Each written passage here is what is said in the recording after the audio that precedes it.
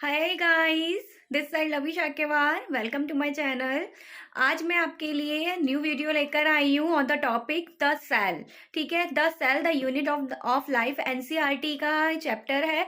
तो प्लीज़ आप इस वीडियो को पूरा देखिएगा, लास्ट तक देखिएगा। और मेरा वीडियो अगर आपको इन्फॉर्मेटिव लगता है तो मेरे चैनल को आप लाइक शेयर एंड सब्सक्राइब करना बिल्कुल मत भूलिएगा, और बेल आइकन को प्रेस करना बिल्कुल मत भूलिए, ताकि मेरी वीडियोस की नोटिफिकेशंस आपको सबसे पहले मिलती रहे। तो टाइम ना वेस्ट करते हुए चलिए हम वीडियो को स्टार्ट करते हैं।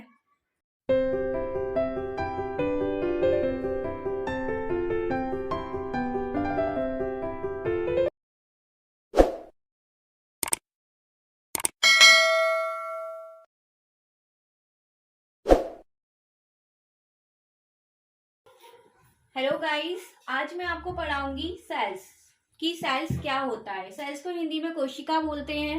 ठीक है, तो सेल्स के बारे में मैं आपको बताऊंगी। हमारी बॉडी या सभी लिविंग ऑर्गेनिज्म की बॉडी या इवन प्लांट्स किससे मिलकर बने हुए हैं? सेल्स से मिलकर बने हुए हैं ना। सारी सेल्स जब एक साथ इकट्ठी होती है तभी जाके एक टिश्यू बनता है। टिश्यू जब इकट्ठे होते हैं सारे, तभी जाके पूरा एक ऑर्गन बनता है। ऑर्गन से पूरा फिर ऑर्गन सिस्टम बनता है। ठीक है, तो सेल्स क्या है? Basic fundamental structural unit of the life होता है। Basic fundamental structural unit of the life मतलब कि बिना सेल्स के ना ही टिश्यू बन पाएगा, फिर तो टिश्यू नहीं बन पाएगा तो ऑर्गन भी नहीं बन सकता है ना। ये चीज तो हमें पता ही है। तो सेल क्या है? सेल क्या है? Fundamental structural and functional unit of the living organism होता है।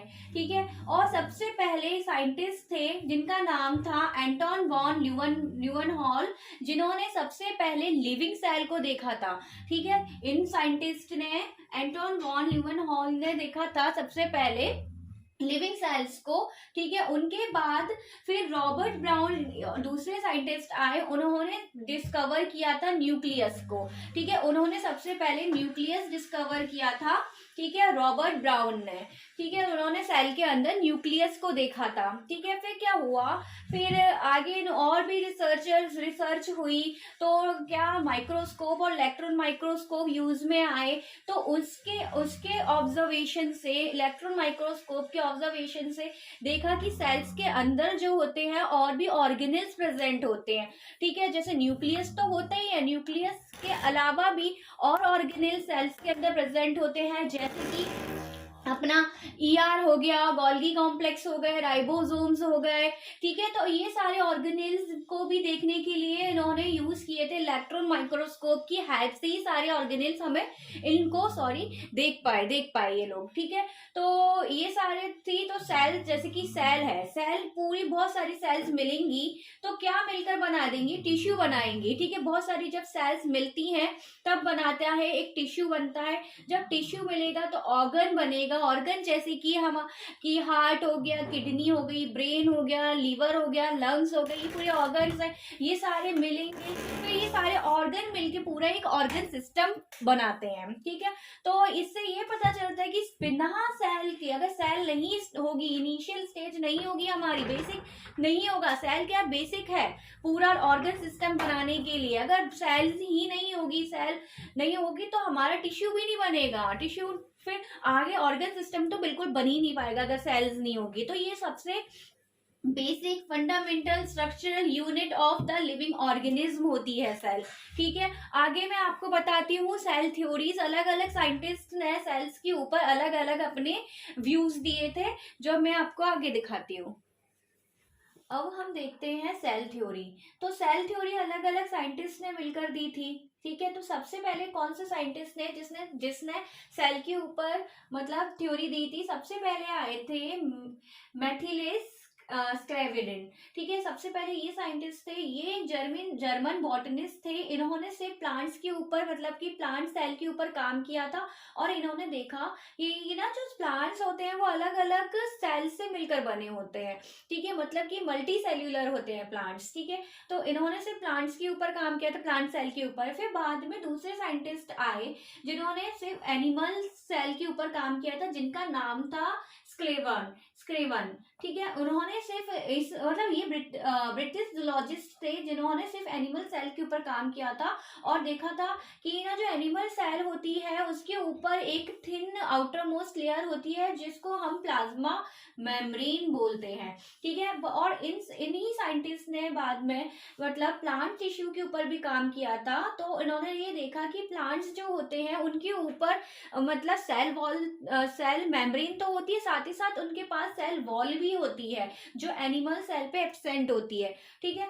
तो इन्होंने देखा कि ये तो बहुत यूनिक कैरेक्टर है कि ना प्लांट्स को एनिमल से किस बेसिस पर डिफरेंट किया गया है, तो वो था सिर्फ सेल वॉल के बेसिस पे, ठीक है। फिर इन दोनों साइंटिस्ट की थ्योरी मिलकर, इन दोनों साइंटिस्ट ने जिन जैसे कि इन्होंने प्लांट पे काम किया था, इन्होंने एनिमल सेल पे काम किया था, तो इन दोनों की थ्योरी मिलकर ही कहलाई गई थी सेल थ्योरी, ठीक है। बट ये थ्योरी हमें बता नहीं पाई थी, ये एक्सप्लेन नहीं कर पाई थी कि सेल बनते कैसे हैं, मतलब आगे सेल से एक दूसरा सेल कैसे बन रहा है, ठीक है। तो बाद में फिर दूसरे साइंटिस्ट आए जिनका नाम था रुडोल्फ वर्च्यू।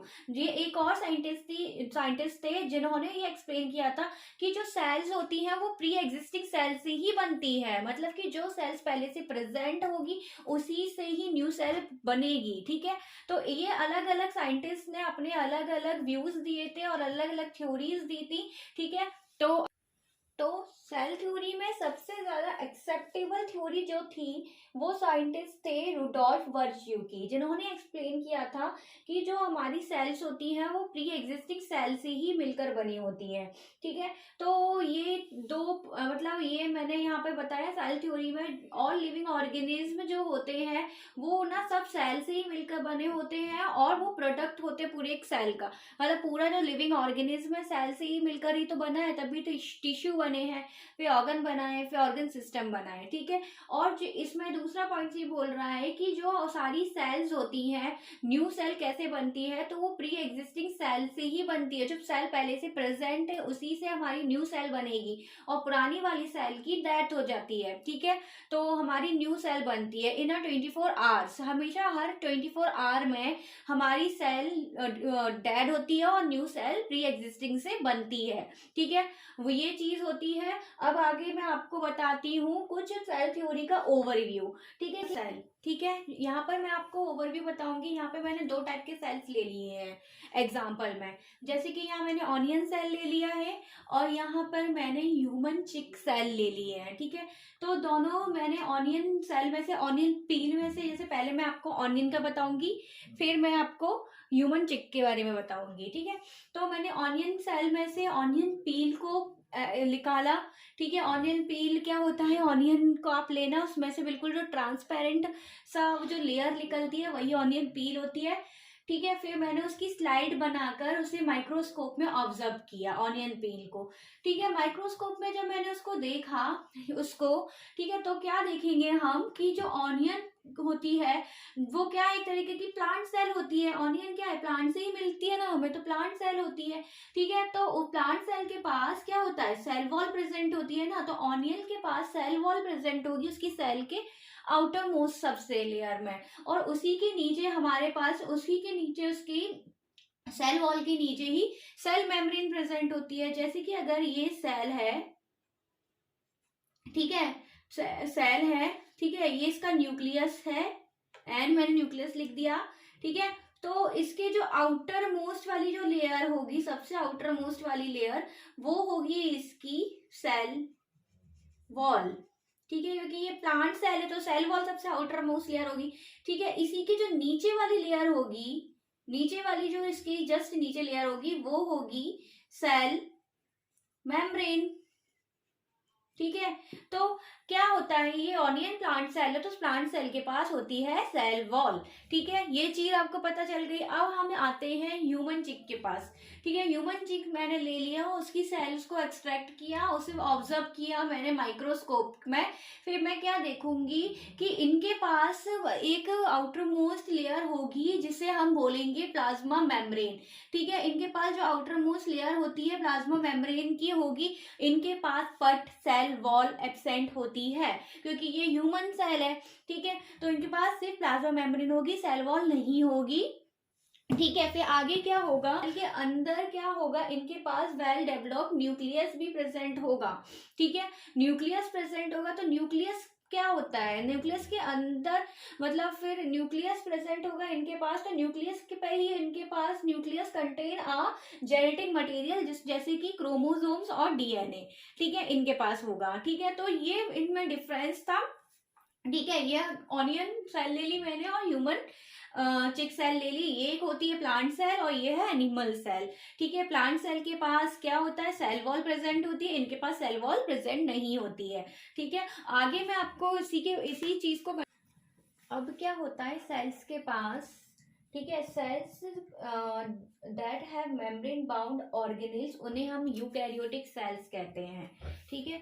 मतलब कि ऐसी सेल्स, मतलब जिनके पास उनके जो ऑर्गेनेल्स होते हैं, ऑर्गेनेल्स जैसे कि और जो सेल्स के अंदर प्रेजेंट होते हैं, जैसे कि ईआर हो गया, गोल्गी कॉम्प्लेक्स हो गया, लाइसोसोम हो गया, माइटोकॉन्ड्रिया हो गया, ये सारे ऑर्गेनेल्स कहलाते हैं। तो ये सारे ऑर्गेनेल्स अगर सेल के अंदर मेम्ब्रेन बाउंड है, न्यूक्लियस से बाउंड है, ठीक है, तो ऐसे को हम कहेंगे, ऐसी सेल्स को कहेंगे हम यूकैरियोटिक सेल्स। कैसी सेल्स कहलाएंगी इनको, ऐसी सेल्स कहलाती हैं यूकैरियोटिक सेल्स, जिसमें उनके सारे ऑर्गेनेल्स जो होते हैं वो मेम्ब्रेन बाउंड होते हैं, ठीक है। मतलब मेम्ब्रेन से बिल्कुल उनका एक लिंक होता है, ठीक है, और या तो न्यूक्लियस की मेम्ब्रेन से होगा, ठीक है, या फिर आउटरमोस्ट जो होगी उसकी प्लाज्मा मेम्ब्रेन उससे होगा। तो इस टाइप के को क्या बोलते हैं हम, यूकैरियोटिक सेल, ठीक है। इसी का उल्टा होता है जो प्रोकैरियोटिक सेल में होता है, जैसे कि मतलब कि सेल जो मेम्ब्रेन बाउंड नहीं होते हैं, मतलब उनके जो ऑर्गेनेल्स होते हैं वो मेम्ब्रेन बाउंड नहीं होते हैं, तो उनको कहते हैं हम प्रोकैरियोटिक सेल्स, ठीक है। तो इन टाइप की सेल को कहते हैं प्रोकैरियोटिक सेल, मतलब कि इनका जो न्यूक्लियस होता है वो वेल डिफाइंड नहीं होता है, ठीक है। फिर क्या होता है, जो दोनों जो होते हैं प्रोकैरियोटिक और यूकैरियोटिक जो भी सेल्स होती हैं, उनके पास एक सेमी फ्लूइड मटेरियल टाइप का प्रेजेंट होता है, जिसको कहते हैं सेल्स में साइटोप्लाज्म। एक लसा सा पदार्थ प्रेजेंट होता है, सेमी फ्लूइड, ठीक है, सेमी जैसा होता है, उसे साइटोप्लाज्म कहते हैं। वो दोनों टाइप की सेल्स में प्रेजेंट होगा, eukaryotic as well as prokaryotic, ठीक है। फिर क्या है कि ना इनके जो ना साइटोप्लाज्म होता है, साइटोप्लाज्म का काम क्या होता है, ये इसके अंदर बहुत सी केमिकल एक्टिविटीज भी होती हैं, जिससे क्या होता है, जो हमारी सेल होती है वो लिविंग स्टेज में रहती है 24 आवर्स के लिए, ठीक है। तो साइटोप्लाज्म का ये बहुत बड़ा काम है इसमें, ठीक है। फिर क्या होता है, न्यूक्लियस के पास ही क्या होता है, यूकैरियोटिक सेल में, यहाँ ध्यान दीजिएगा, जो यूकैरियोटिक सेल्स होती हैं उसके न्यूक्लियस में जो मेम्ब्रेन बाउंड ऑर्गेनेल्स होते हैं, उन जैसे कि मैंने आपको बताया था, जैसे मेम्ब्रेन बाउंड ऑर्गेनेल्स क्या क्या हो गए, गोल्गी कॉम्प्लेक्स हो गया, लाइसोसोम, माइटोकॉन्ड्रिया, माइक्रोबॉडीज और वैक्यूल्स भी होते हैं। तो ये इस टाइप की सेल्स को, मतलब इस टाइप की, मतलब ऐसी सेल्स के ऑर्गेनेल्स जो प्रेजेंट होते हैं वो मेम्ब्रेन बाउंड होते हैं, यूकैरियोटिक में ही होते हैं ये बस। लेकिन क्या होता है, पर ना प्रोकैरियोटिक सेल्स के पास मेम्ब्रेन बाउंड ऑर्गेनेल्स नहीं होते हैं, प्रोकैरियोटिक सेल्स के पास, ठीक है, बस यूकैरियोटिक के पास होते हैं। तो ये कुछ ओवरव्यू मैंने आपको दिया है सेल्स के ऊपर, ठीक है। आगे देखते हैं हम सेल्स के और क्या क्या क्या होता है, सेल्स के डिफरेंट शेप और साइज भी देखेंगे, अलग अलग टाइप्स की सेल्स होती हैं। और क्या होता है कि ना, हाँ, जैसे कि ना राइबोसोम्स भी प्रेजेंट होते हैं सेल्स के अंदर। राइबोसोम्स क्या होता है, एक तरीके की प्रोटीन बनाने की एक तरीके फैक्ट्री होती है, जो ना नॉन मेम्ब्रेन बाउंड ऑर्गेनेल्स होती है। ये सारे, मतलब मैंने आपको बताया प्रोकैरियोटिक में मतलब मेम्ब्रेन बाउंड नहीं होता, यूकैरियोटिक में मेम्ब्रेन बाउंड होते हैं, ठीक है। तो पर इन दोनों टाइप की सेल्स में राइबोसोम्स जो होते हैं वो फ्रीली साइटोप्लाज्म में घूमते रहते हैं। वो दोनों सेल टाइप की सेल्स में जो राइबोसोम्स हैं वो नॉन बाउंडेड होते हैं, मेम्ब्रेन से बाउंड नहीं होते हैं ये ऑर्गेनेल्स, ठीक है, और होते रहते हैं, ठीक है। अब मैं आपको बताती हूँ डिफरेंट टाइप, मतलब डिफरेंट शेप और साइज के अकॉर्डिंग भी सेल्स होती हैं, ठीक है। शेप और साइज के अकॉर्डिंग है, शेप और साइज के अकॉर्डिंग ठीक है।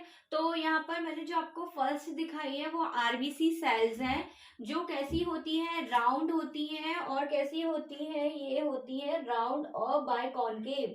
ठीक है, देखो ये राउंड है, जो ये वाला स्ट्रक्चर्स जो आपको दिख रहे हैं वो राउंड टाइप के दिख रहे हैं, और ये वाले हैं जो बाय कॉनकेव शेप के होते हैं। तो ये आरबीसी सेल्स इस शेप की होती हैं।